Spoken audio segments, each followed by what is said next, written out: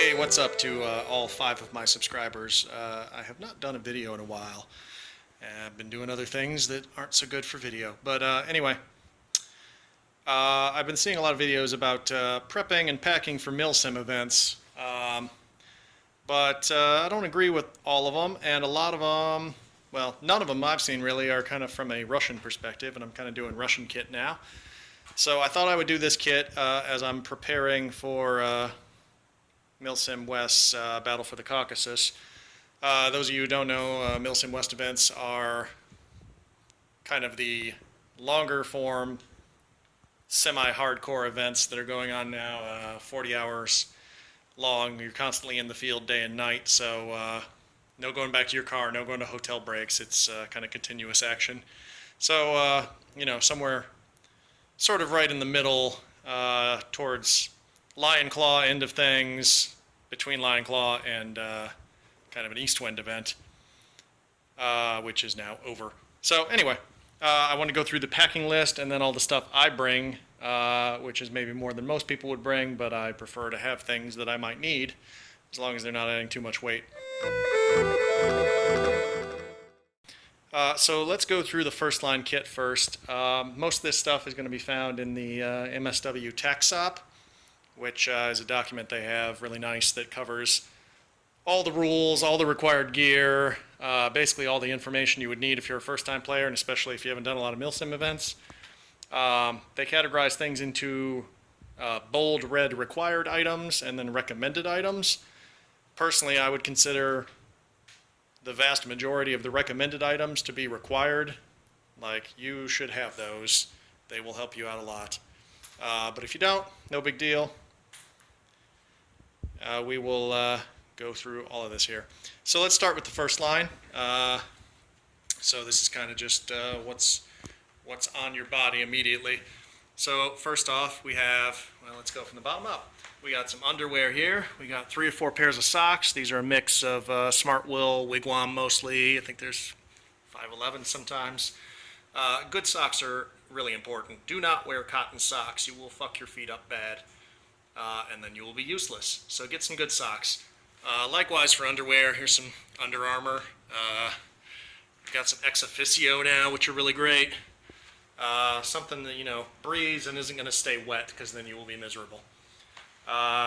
So over to here, I've got a Soviet issue KLMK suit, which was probably made in like the early 80s. I don't know. There's no date of issue on this one, but it came straight out of factory. Very light, very breathable. Not super utilitarian. It doesn't have a lot of pocket or any pocket. It's got one pocket in the back. But anyway, it stays nice and cool, and it's a good fit for the terrain. So that's going to be my first line of what I'm wearing. Over here, I've got a second uniform. I always bring a second uniform if I can, because if the first one gets wet, I tend to sweat a lot. If the first one gets wet, you're going to be sad when it gets night and the temperature stops dropping, and you are cold. And you can, if it drops enough, which is probably not this time in August, but that's a good way to catch hypothermia and be in bad shape. But yeah, I like to keep a second one around just in case. Here, got my undershirts. This is kind of just a US Rothko poly blend. This is the Russian VDV Telnyashka. All this stuff I'm doing here is kind of mostly based on the Russian 45th VDV Special Purpose Regiment, which is kind of a reconnaissance kit. I got kind of bored of doing ultra-modern FSB, so I've kind of moved back to a little bit older school stuff and more light infantry with that, which I think is a lot more fun. So yeah, the Telnyashka is all right. It's a little heavy. It's a little cottony. It does get wet. Not super in love with it in the same way that I don't try not to wear the Russian underwear, which are super cotton and make me super sad. But there's that. Here's the current issue Russian Army duty belt. Nothing special there except for these 2 little hooks that hang down. Actually, this is upside down. They hang down rather than up, and nobody knows or has ever seen a photo of what they're supposed to be for, so I don't know. That's cool. Over here, got my soft cover hat, which is a SSO boonie. Got my helmet, which is a Gearcraft Vulcan 2DTM replica, where I have replaced the plate here from the Russian plate to the almost identical old school US plate for night vision.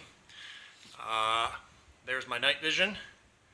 It's sitting there in the low waterproof Pelican case that I keep it in, and the bag that I kind of pack up all the accessories in. iPro, that's very important. These are some of the ones I found that don't usually fog, but I also usually bring some mesh for night and for other things. Binoculars don't really fit in here, certainly aren't required. Also, the helmet and the night vision, certainly not required, but both come in really handy for obvious reasons. Yeah, binoculars, super handy. And over there is a headlamp. This one does infrared, and it's also got it's a Petzl, and it rotates up in a nice way where you cannot accidentally trigger it if it's rotated up correctly, which is super handy for not accidentally turning on your light when you don't want to, which I've seen a lot of people do, and it makes me want to kill them. Let's see. Over here, got some good waterproof all-weather boots. Good boots, pretty important, so don't cheap out on your boots. Find some good ones that are going to keep your feet safe, because again, if your feet stop working, you stop working and you're useless. And finally, some knee pads. These are just Hatch Centurions, I think. Nothing too special about them, except for I got bad knees sometimes, and they keep my bad knees from getting worse. And all of this is resting on top of the Plashpalatka, which is the Russian kind of shelter half. But the name literally means basically tent/cape, and that's exactly what it is. It's a tent, you can turn it into a lean-to shelter, a couple different kinds of shelter, and you can also button it up and wear it basically as a cloak. So that is my rain protection layer as well. So that there is all the first line. Go into the second line, the kind of fighting kit next, and then the third line, kind of longer sustainment gear after that.